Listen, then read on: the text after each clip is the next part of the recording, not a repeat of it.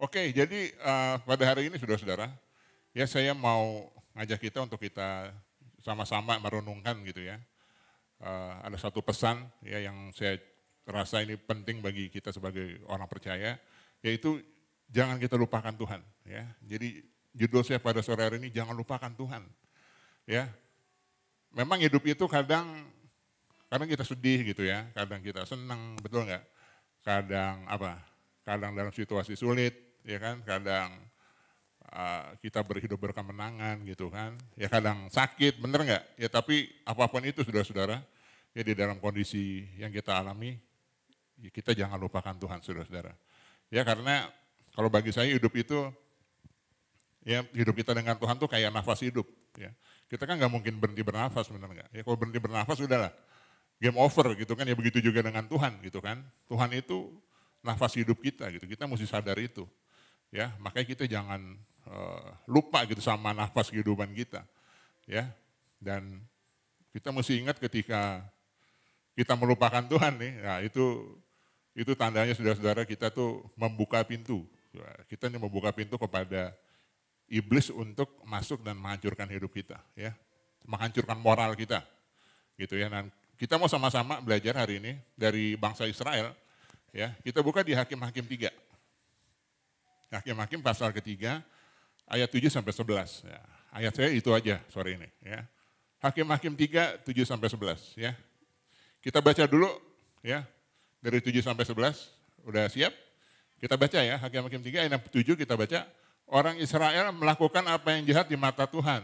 Mereka melupakan Tuhan, Allah mereka, dan beribadah kepada para Baal dan para Asyera. Ayat 8.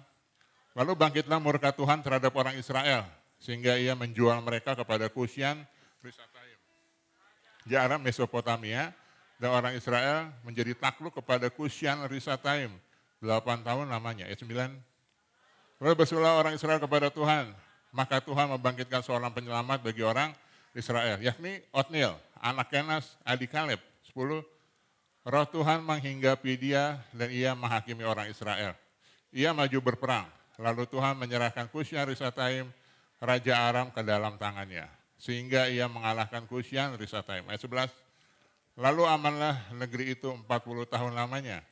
Kemudian matilah Otniel, anak Kenas. Haleluya, luar biasa saudara-saudara. Ya kalau kita balik lagi tadi, yang pertama ya, ayat yang ke-7, kita pelan-pelan saudara-saudara ya kita baca ayat satu per ayat. Ya. Jadi sini bilang orang Israel melakukan apa yang jahat di mata Tuhan gitu kan. Ya mereka ya ngebunuh enggak gitu kan, mencuri juga enggak gitu ya, ngerampok juga enggak. Tapi dibilang mereka melakukan apa yang jahat di mata Tuhan, mereka melupakan Tuhan. Ya, jadi kejahatan orang Israel itu karena melupakan Tuhan. Ya, jadi melupakan dia itu adalah melupakan kejahatan di mata Tuhan, saudara-saudara. Ya. Kalau saya bisa bilang nih, ya, jadi permulaan akan segala sesuatu yang jahat itu mulanya adalah dari melupakan Tuhan. Sama seperti Adam dan Hawa gitu ya di Taman Eden, ya ketika mereka menggeser posisi Tuhan di dalam hati mereka, nah disitulah terjadi dosa masuk gitu ya, dan itu merupakan suatu kejahatan di mata Tuhan. Ya, jadi melupakan Tuhan itu bukannya kita bangun pagi gitu ya, terus kita lihat lambang salib nih, lambang apa gitu, itu bukan lupa Tuhan tuh ya.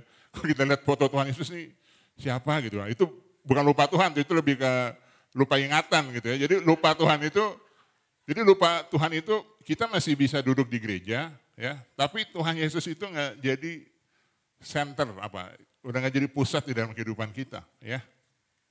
Makanya penting nih bagi kita untuk di church setiap minggu, bener nggak ya, kita ibadah gitu kan, kita live group dan segala sesuatu itu untuk membantu kita saudara-saudara ya, untuk ngecek. Nah, untuk bantu kita ngecek hati kita ini benar apa enggak sih ya. Karena yang di dalam hati kita itu penting saudara ya. Dan jangan sampai tunggu kita lupa Tuhan ya baru kita ingat Tuhan lagi saudara. Ya.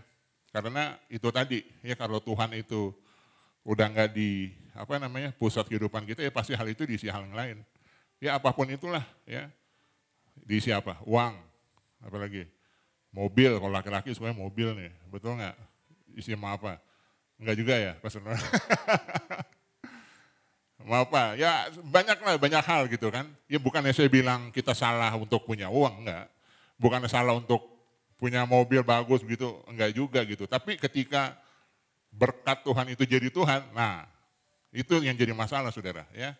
Ketika Tuhan itu enggak ada di dalam prioritas utama kita, ya, nah itu menjadi bahaya saudara-saudara. Ya makanya itu tadi ya, udah jelas di ayat 7 dibilang mereka beribadah kepada para Baal dan para Asyera. Ya, jadi Israel ini mulai meninggalkan Tuhan ya. Makanya tadi saya bilang hati itu penting ya. Kalau hatinya udah mulai jauh, lama-lama itu menjauh di kaki. Ya. Pertama mulai jauh di hati, lama-lama mulai menjauh di kaki. Ya. Maksudnya apa sih? Ya itu tadi. Ya, pasti kelihatan di dalam kehidupan nyata saudara-saudara ya, lewat tindakan kita, gitu kan, tutur kata kita, pasti deh. Ya mulainya dari hati dulu, ya. Lama-lama akan terlihat melalui tindakan kita, gitu kan. Udah mulai males gereja, gitu kan. Males apa lagi? Life group, ya males bersekutu, gitu kan. Males dengerin, pendeta ngomong apa sih ini, gitu.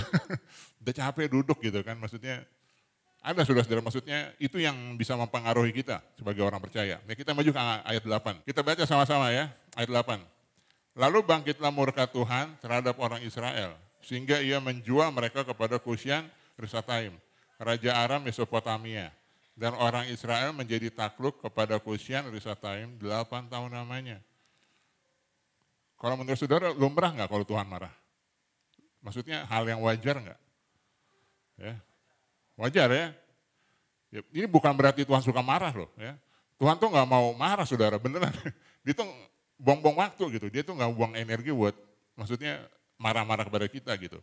Ya, walaupun dia marah juga itu kalau saya bisa bilang marahnya itu cuman ya sementara aja lah ya.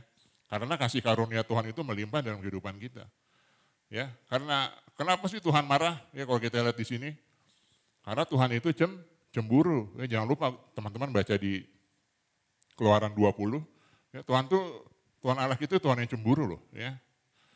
Karena kenapa saudara-saudara? Ya karena bagi Tuhan tuh ada hal-hal yang nggak bisa di-sharingkan. Ya. Contoh nih misalnya, yang udah nikah siapa nih? Misalnya ya Sir Noel gitu kan misalnya. Ya dia nggak mungkin mau sharing istrinya ke orang lain, ini ekstrim ya sorry ya. Bener nggak? Dia nggak mungkin sharing istrinya ke orang lain kan gitu, maksudnya ya kita udah dewasa lah ya. Ya makanya kan ada hal-hal yang nggak bisa nggak bisa di-sharingkan saudara. Ya begitu Tuhan juga sama kita, kan kita mempelai wanitanya, betul nggak? Ya dia nggak mau nih kita fokus kita tuh ke yang lain, jadi cemburu pasti gitu kan.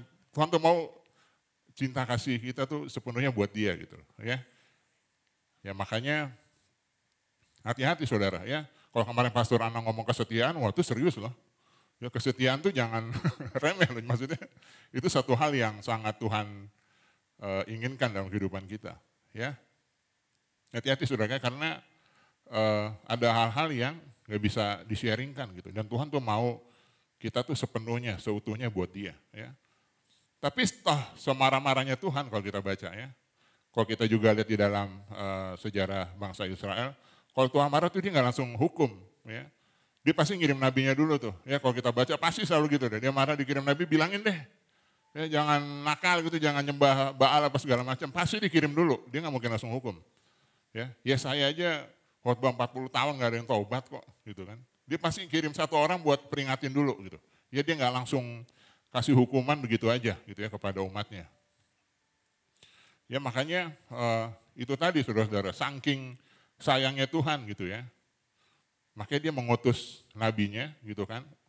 Ya kalau di sekarang ya Tuhan utus pendetanya lah di dalam kehidupan kita, gerejanya, ya buat kasih tahu kita gitu. Ya tapi itu tadi kan kalau kita lihat juga ya kebanyakan kalau kita lihat sejarah di bangsa Israel ya, mereka berdosa diingetin tobat gitu kan. Dosa lagi diingetin lagi ngeyel, dikasih masalah, tobat lagi gitu kan, ya, siklusnya berulang gitu aja. Ya tapi itu tadi saudara-saudara ya, makanya penting buat kita untuk kita betul-betul mengenali Tuhan kita gitu, karena dia nggak mau sharingkan kita kepada hal-hal yang lain ya. Nah sama seperti hari ini saudara ya, makanya kita juga harus bisa memprioritaskan kehidupan kita kepada Tuhan. Nah kalau kita lihat di situ Tuhan menjual gitu ya, betul nggak? Sehingga ia menjual mereka. Ya kata jual di sini bukannya Tuhan dapat keuntungan apa gitu, dia jual bangsa terus dia dapat apa gitu, enggak. Maksudnya ngejual itu dia lebih ke, dia mau mendisiplinkan gitu loh ya, dia mau mengizinkan supaya bangsa ini tujuannya untuk berbalik lagi kepada dia. Ya, sehingga dia menyerahkannya kepada Kusyan Risataim, ya, Raja Aram Mesopotamia. Ya. Kalau teman-teman tahu, Aram Mesopotamia itu adanya di Syria, ya, kalau nggak salah Syria lah bagian timur situ. Ya. Dan ini, ya kalau teman-teman lihat di map itu kayaknya jauh gitu ya. Dari bangsa Israel itu jauh, mereka nggak pernah kepikiran tuh ya. Kayak kita suka ngomong, udahlah Belanda masih jauh misalnya gitu kan. Kan emang jauh kan Belanda ke sini gitu. Kita nggak kepikiran gitu kan. Zaman dulu apalagi nggak ada teknologi gitu kan, nggak ada transportasi. Ya kita nggak pernah kepikiran tuh kalau musuh itu sejauh itu bakal nyerang kita. Ya. Nah tapi itu tadi saudara ya. Kita mesti hati-hati nih. Ya. Karena kenapa? Karena kalau kita melupakan Tuhan, saudara-saudara, apa yang akan terjadi kepada kita adalah ketika kita melupakan Tuhan, ya hal-hal yang tadinya nggak pernah kepikiran sama kita, itu bisa kejadian sama kita. Contoh, ya, saya pernah dengar orang ini, nggak mungkin gue cerai, orang gua gereja gue gitu, sombong gitu kan. Nggak mungkin gue narkoba lah, nggak mungkin lah, gitu. Atau nggak mungkin gue bangkrut gitu misalnya. Tapi mesti hati-hati saudara, ya. Ketika kita mulai jauh dari Tuhan, hal-hal tadi itu yang kita pikir nggak bakal kejadian sama kita, itu bisa kejadian saudara. Ya, makanya kita mesti bijaksana juga gitu. Daripada kita menyombongkan diri kita, mending kita sombongin Tuhan kita, betul nggak? Tuhan gitu baik, betul nggak? Tuhan jaga kita daripada kita ngomong, wah gue hebat, gue nggak mungkin gini gitu. Nah, itu hati-hati ya, makanya kita mesti bijaksana juga. Ya, makanya ketika kita meninggalkan Tuhan, ya apa yang kita pikir nggak akan terjadi sama kita, ya itu bakalan terjadi. Ya. Makanya hati-hati tadi ya, sebijaksana mungkin ya kita juga mesti tahulah ya bagaimana kita berbicara gitu kan. Dan 8 tahun ini saudara-saudara ya, itu lama loh ya, lumayan ya. Kepada Rusia dan orang Israel menjadi budak 8 tahun lamanya ya. Allah ini mendisiplinkan umatnya ya. Kalau di sini dibilang ini merupakan obat pikun yang ampuh gitu. Mereka kan lupa kan, bener nggak? Nah, dikasih obat nih satu cure-nya nih ya. Dikasih serangan gitu kan. Mau diserang oleh dijajah gitu. Ya makanya ini merupakan satu pendisiplinan dari Tuhan yang sangat ampuh ya. Kita maju ke ayat yang ke-9.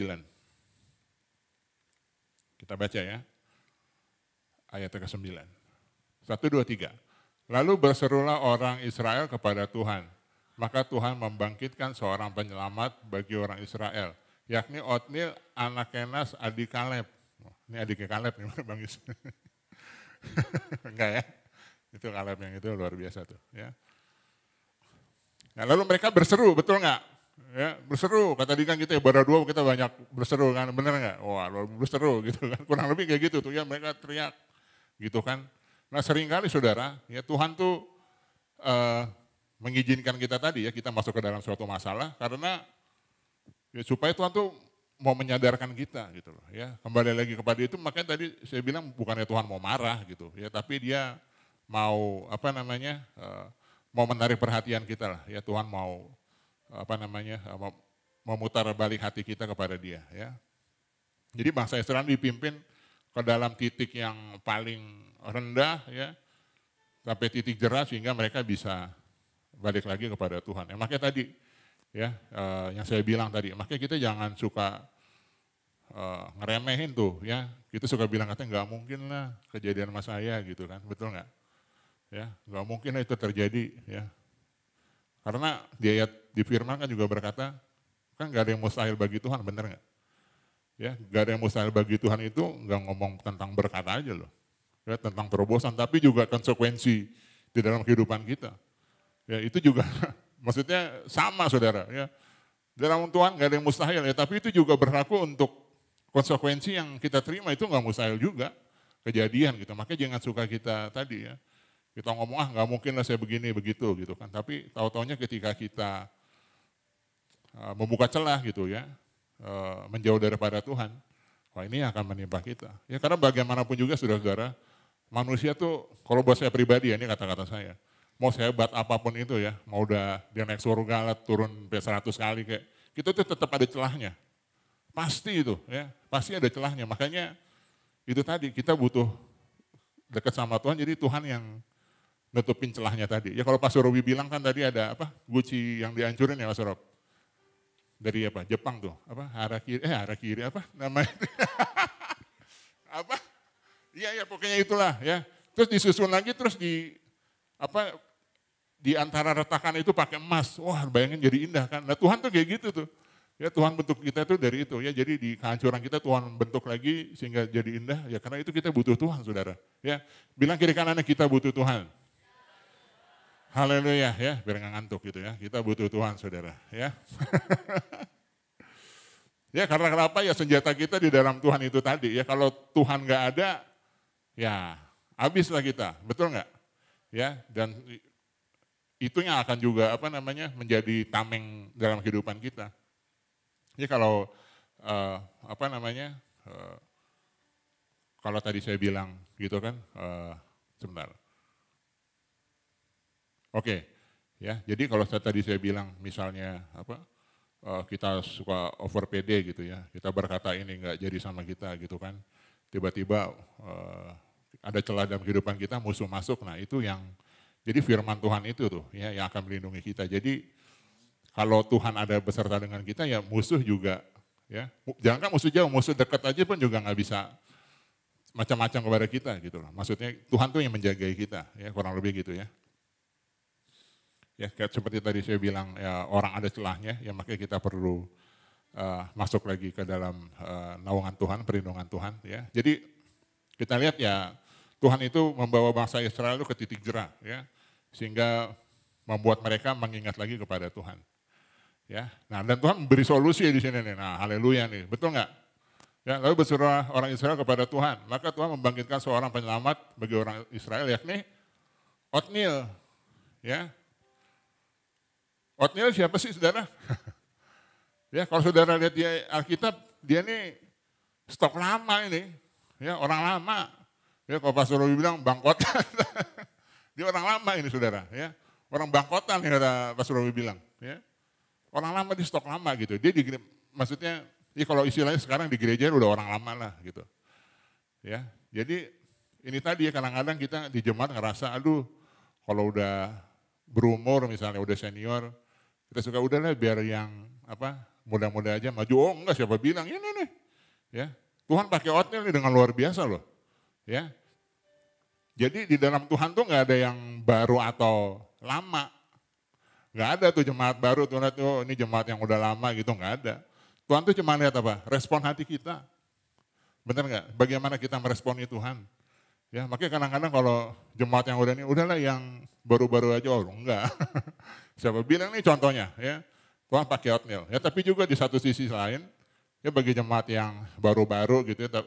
Baru-baru aktif ya jangan minder juga, udahlah suruh yang senior aja gitu kan, jangan juga gitu. Tapi itu tadi ya Tuhan lihat respon hati kita, ya Tuhan tuh lihat respon hati kita. Ya makanya tadi saudara-saudara mesti ingat bahwa Tuhan itu bekerja dengan luar biasa, betul nggak? Ya, di setiap kita masuk keadaan apapun itu, ya Tuhan pasti kasih solusi, betul? Ya karena nggak ada satu pencobaan yang melebihi kekuatan kita, bukan? Ya Tuhan tuh pasti kasih solusi saudara, ya dia pasti kirim satu nabinya buat peringatin kita, ya Tuhan itu begitu baik lah ya, Tuhan itu begitu baik. Ayat ke-10 kita lanjut, kita masuk ayat yang ke-10, kita lanjut dulu ya, kita baca ya. Roh Tuhan menghinggapi dia dan ia menghakimi orang Israel. Ia maju berperang, lalu Tuhan menyerahkan Kushan Risataim, Raja Aram, ke dalam tangannya, sehingga ia mengalahkan Kushan Risataim. Ya, jadi itu tadi saudara yang saya bilang. Ya, jadi ini saking luar biasanya Tuhan, saudara. Ya, jadi Tuhan itu ya menghinggapi dia. Ya, dan kalau kita lihat di sini saudara, ya bahwa betapa pentingnya itu tadi penyertaan Tuhan, ya atau hadirat Tuhan dalam kehidupan kita. ya. Itu sangat penting saudara. Ya. Kalau kita baca lagi di ayat ke-10 ini, ya, Roh Tuhan menghinggapi Otniel, ya, Roh Tuhan itu turun di atas hidup kita, ya maka Tuhan bisa bekerja dengan luar biasa. Ya, makanya tadi nggak ada yang lama baru, ya Tuhan lihat respon hati kita, ya. Yang penting kita berserah kepada Dia, gitu kan, kita mengizinkan Dia bekerja dalam kehidupan kita, ya maka Tuhan akan bekerja dengan luar biasa. Tapi di sini ada satu hal yang penting, saudara. Kalau saudara bisa lihat, Otniel, Roh Tuhan menghinggapi dia dan ia menghakimi orang Israel. Titik. Ya. Terus ia maju berperang. Ya, jadi kalau saudara lihat, Otniel ini pertama dia menghakimi bangsa Israel dulu. Ya.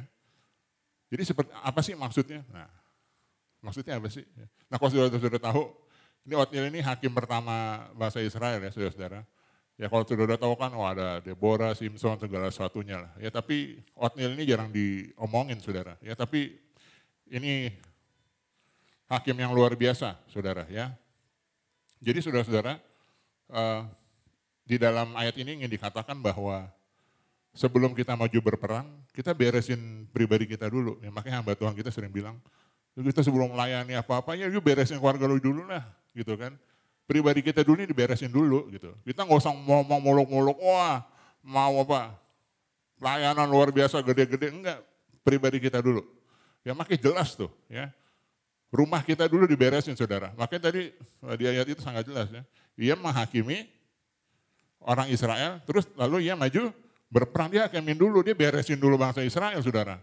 Baru dia maju perang, ya.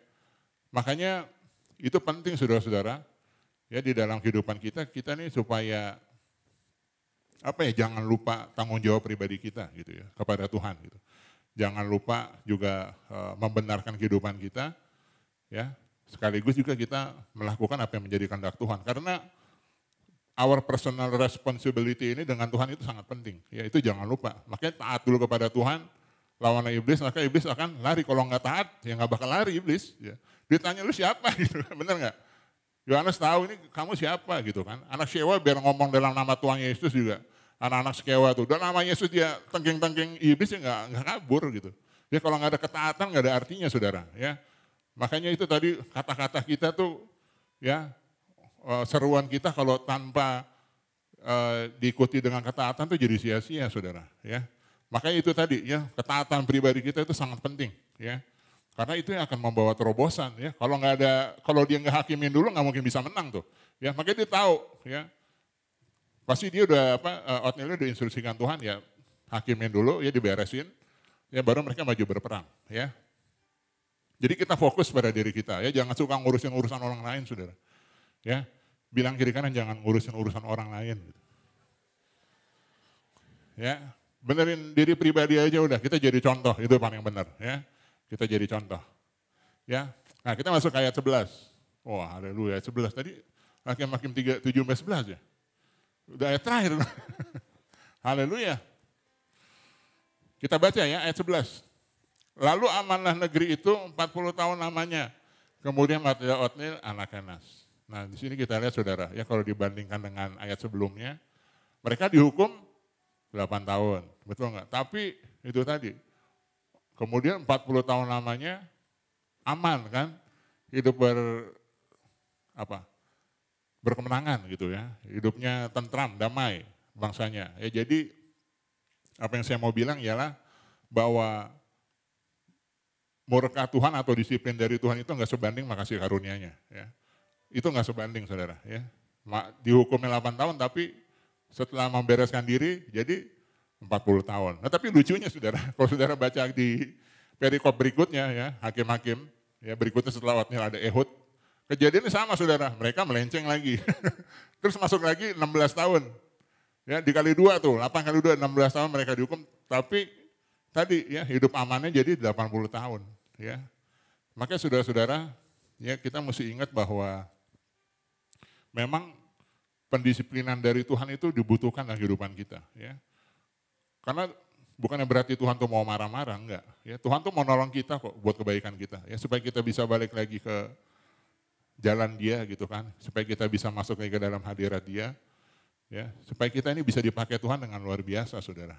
Ya, jadi ingat saudara, kasihnya dan kebaikan Tuhan itu, wah itu jauh, nggak ada bandingannya sama murkanya Tuhan tuh nggak sebanding lah. Ya, kasihnya itu begitu besar, saudara.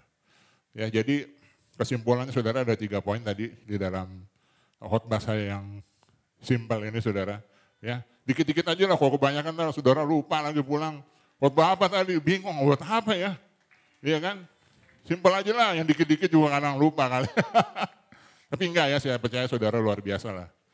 Ya, jadi poin yang pertama, tadi ya kalau kita melupakan Tuhan, ya itu merupakan permulaan dari apa? Hati yang jahat, saudara. Ya, itu awal mulanya. Kalau kita lupakan Tuhan tadi, kalau udah mulai jauh di hati, pasti lama-lama jauh di kaki. Ya, terus yang kedua, itu tadi masalah yang kita pikir nggak pernah bisa datang dalam kehidupan kita, ya itu bisa terjadi kalau kita meninggalkan Tuhan. Ya, makanya jangan cobain Tuhan, saudara-saudara. Ya, jangan coba-coba melupakan Tuhan tadi ya. Bukannya tadi yang saya bilang ya, ini ngelihat kok lambang apa itu lupa ingatan gitu. Melupakan Tuhan tuh itu ketika kita nggak taruh Tuhan di apa namanya di pusat kehidupan kita, itu yang menjadi bahaya. Ya. Yang ketiga, nah kasih karunia Tuhan itu melimpah, saudara. Ya, itu nggak ada tandingannya lah. Oh, nggak ada tandingannya. Itu pengorbanan di kayu salib, saudara. Itu merupakan kasih karunia terbesar gitu. Ya, darahnya yang menebus dosa-dosa kita. Paling nggak saudara ingat itu aja deh. Ya, kalau ingat itu, aduh, saudara, kita nggak bisa bayar pakai apapun juga nggak bisa. Ya paling nggak kita bayarnya dengan meresponi dalam kehidupan kita. Ya supaya paling nggak kita ini hidup bener lah. Ya, ada perubahan sedikit lah gitu kan. Ya dalam kehidupan kita, ya jangan kita hidup sia-sia, ya kita melakukan hal-hal yang nggak menyenangkan hati Tuhan. Ya hidup memang singkat sih, saudara, betul nggak? Ya karena seperti uap aja sebentar hilang kok. Ya, tapi itu semua pilihan di tangan saudara loh. Ya, pendeta bisa ngomong khotbah 3 jam, tapi pada akhirnya saudara pulang, saudara yang nentuin, saudara mau berbuat apa dalam kehidupan. Ya, ini firman cuma omongin aja gitu ya. Dan firman ini berlaku bagi saudara dan saya juga. Ya apalagi saya pertama kali lihat ini. Ya pasti Tuhan ada sesuatu nih yang Tuhan mau bicara sama saya. Ya, jadi posisi kita sama, saudara. Ya, gak ada yang spesial. Yang membedakan itu respon hati kita. Ya, saya berdoa supaya kita semua bisa meresponi Tuhan dengan luar biasa. Ya kita periksa hati kita lagi, saudara-saudara. Ya, apakah Tuhan ini masih menjadi pusat kehidupan kita? Ya, mungkin kita ingat. Mungkin kita pikir sepele, tapi kalau kita lihat tadi di ayatnya, itu merupakan kejahatan loh, saudara. Ya, kalau kita melupakan Tuhan. Ya, adakah berhala tadi, ya, yang berkat Tuhan jadi Tuhan, gitu kan? Ya, tapi mari saudara-saudara, ya, kita kembali lagi kepada Tuhan, kita berseru kepada Dia. Ya, kalau tadi kita udah di ibadah doa, kita udah berseru, betul nggak?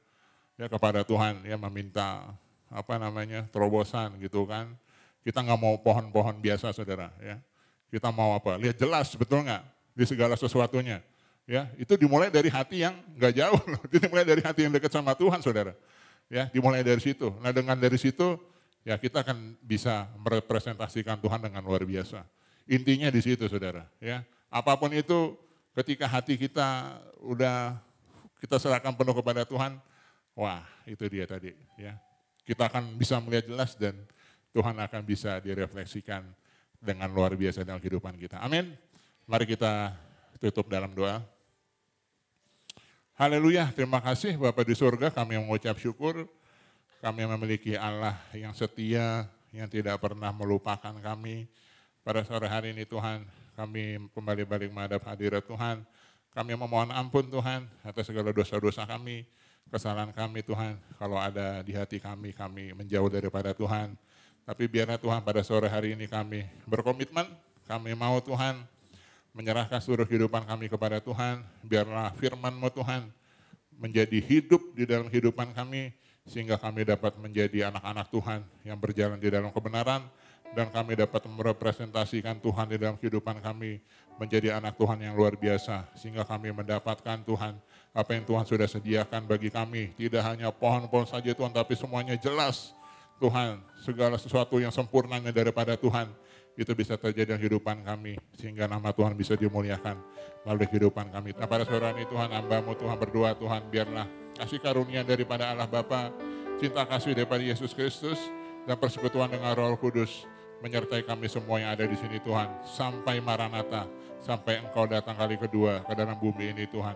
Dan kami berdoa biar pada sampai akhirnya nanti Tuhan boleh temukan kami tetap setia melakukan firman Tuhan. Segala pujian, hormat, kemuliaan kami kembalikan ke dalam satu nama, Yesus Kristus, Tuhan dan Juru Selamat kami yang hidup. Kami telah berdoa dan kami telah mengucap syukur. Haleluya. Amin. Kita beri kemuliaan kepada Tuhan kita. Yesus Kristus, haleluya. Ibadah selesai, sampai jumpa minggu depan. Tuhan Yesus memberkati.